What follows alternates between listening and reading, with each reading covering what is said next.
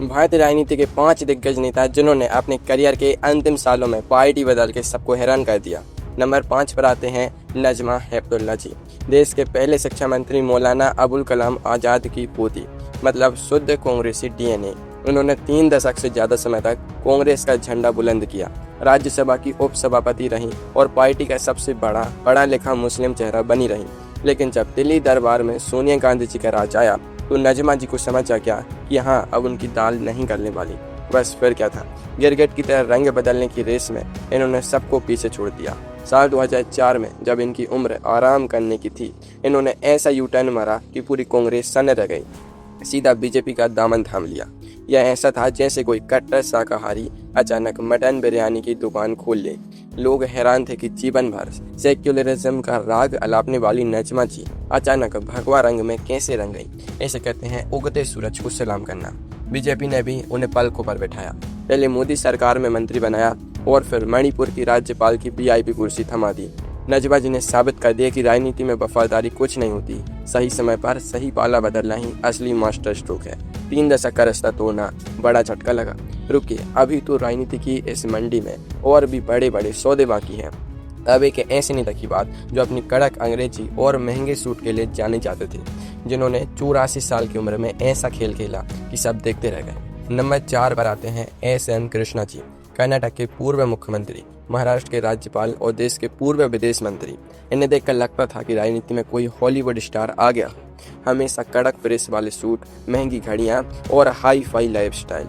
गांधी परिवार के इतने वफादार कि कर्नाटक में इनके बिना पत्ता भी नहीं हिलता था। लेकिन साल 2017 में इन्होंने वो धमाका किया कि सोनिया गांधी जी भी सिर पकड़कर बैठ गईं। जब इनकी उम्र 84 साल थी, तब इन्होंने अचानक प्रेस कॉन्फ्रेंस बुलाई और कहा कि कांग्रेस को अब बुजुर्गों की जरूरत नहीं है। और अगले ही दिन ये सीधे अमित शाह जी के बंगले पर चाय पी रहे थे और बीजेपी का पट्टा गले में डाल लिया। 84 साल की उम्र में जब लोग पोते पोतियों को कहानियां सुनाते हैं, एस.एम. कृष्णा जी बीजेपी के मंच पर नारे लगा रहे थे। सोशल मीडिया पर मीम्स की बाढ़ आ गई। लोगों ने कहा, यह तो ऐसा है जैसे कोई सरकारी बैंक का मैनेजर रिटायर होकर सीधे गूगल में कोडिंग सीखने चला जाए। इनका बीजेपी में जाना बहती गंगा में हाथ धोने जैसा था। इन्होंने साबित कर दिया कि सत्ता की मलाई का स्वाद लग जाए तो उम्र मायने नहीं रखती। 84 साल की उम्र का झटका झेल लिया तो दिल थाम कर बैठिए, क्योंकि अगला नाम उस नेता का है जिसने अटल जी की सरकार चलाई, लेकिन जब मोदी जी का दौर आया तो सीधे ममता बनर्जी के पाली में जाकर गोल कर दिया। नंबर 3 पर आते हैं यशवंत सिन्हा जी, पूर्व आईएएस अधिकारी और अटल बिहारी वाजपेयी जी के सरकार के सबसे कड़क वित्त और विदेश मंत्री। देश का बजट बनाने वाले यशवंत सिन्हा जी बीजेपी के सबसे बड़े दिमाग माने जाते थे। लेकिन साल 2014 के बाद जब बीजेपी बदली तो यशवंत जी को उठाकर मार्गदर्शक मंडल नामक राजनीतिक वृद्धाश्रम में डाल दिया गया, जहां सिर्फ चाय मिलती है, सम्मान नहीं। यशवंत जी को यह बेइज्जती हजम नहीं हुई। उन्होंने सोचा कि ईंट का जवाब पत्थर से देंगे। साल 2018 में बीजेपी छोड़ी और असली ड्रामा किया साल 2021 में। पश्चिम बंगाल चुनाव से ठीक पहले 80 पार की उम्र में सीधे कोलकाता लैंड हुए और ममता बनर्जी जी के टीएमसी में शामिल हो गए। जो इंसान जीवन भर क्षेत्रीय पार्टियों को पानी पी पी कर कोसता रहा, वो अचानक दीदी का सिपाही सालार बन गया। हद तो तब हो गई जब 2022 में पूरे विपक्ष ने इन्हें द्रौपदी मुर्मू जी के खिलाफ विपक्ष का राष्ट्रपति उम्मीदवार बना दिया। यशवंत जी ने दिखा दिया कि राजनीति का पुराना चावल कभी भी बासा नहीं होता। अगर उन्हें साइडलाइन करोगे तो वो सीधे आपके सामने आकर खूंटा गाड़ देंगे। यशवंत सिन्हा जी का गुस्सा तो समझ आता है, लेकिन क्या आप सोच सकते हैं कि कोई 91 साल की उम्र में जब व्हील चेयर पर चलने की नौबत हो तब पार्टी बदल ले? जी हाँ, अगला नाम सुनकर आपके होश उड़ जाएंगे। नंबर 2 पर आते हैं एन.डी. तिवारी जी, नारायण दत्त तिवारी जी, भारतीय राजनीति के एकलौते ऐसे अजूबे जो उत्तर प्रदेश और उत्तराखंड दोनों राज्यों के मुख्यमंत्री रहे।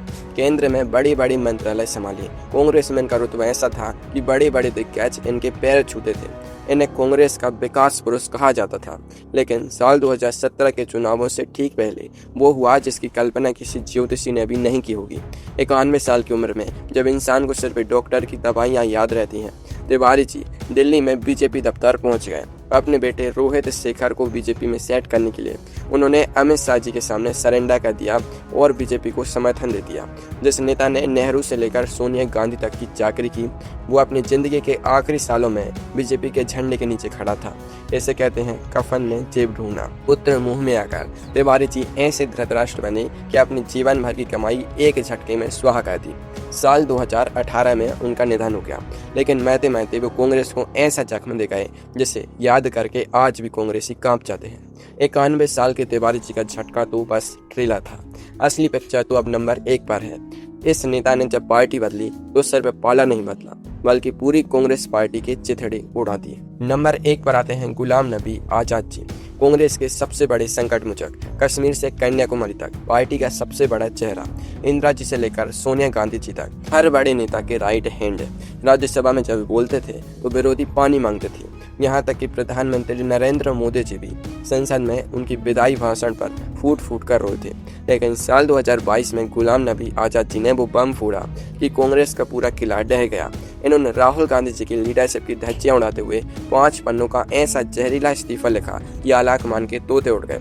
50 साल की वफादारी को 1 सेकंड में कूड़ेदान में डाल दिया। लोग सोच रहे थे कि अब एक घर बैठकर आराम करेंगे, लेकिन आजाद जी ने तो अलग ही मूड बना रखा था। उन्होंने तुरंत अपनी नई पार्टी बना ली, जिसका नाम उन्होंने रखा डेमोक्रेटिक प्रोग्रेसिव आजाद पार्टी।